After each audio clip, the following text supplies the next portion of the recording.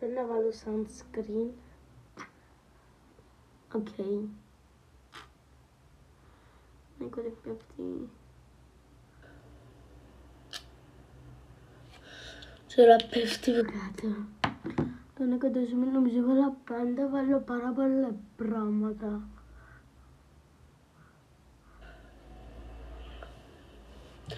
Επειδή ας πούμε το πρωί, η ώρα ας πούμε είναι 7 και 8 εγκριάδα. Και η ώρα 9 το πρώτο διάλειμμα μας. Το πρώτο διάλειμμα μας είναι 9 και 5, το δεύτερο πάει 25 λεπτά, πάρα πολλά, αλλά τέλεια. Ναι, 20 λεπτά νομίζω. Ναι, το δεύτερο μας διάλειμμα είναι 10 και 45 νομίζω. Όχι, 10 και 45 μπαίνουμε μέσα από το διάλειμμα. Όχι. Είναι η αλλαγή ώρας, μετά η ώρα 11 και 45 είναι το άλλο μας διάλειμμα. Το μάθημα μας κάθε ώρα διαρκεί 40 και μετά μπακουδούν για την άλλη ώρα 40, εντάξει. Και τώρα βάλουμε κι άλλο. Εντάξει, και ναι.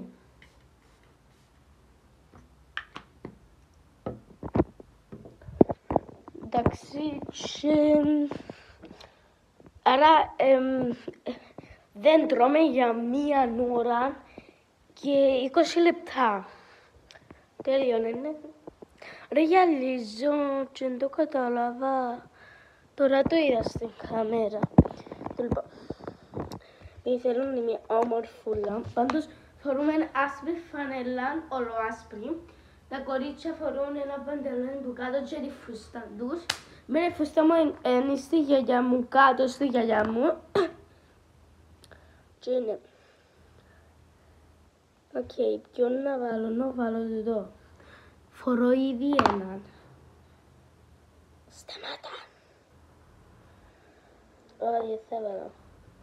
Λέτε να βάλω σκουραδικάκια. Όχι, θα βάλω. Δεν θα βάλω.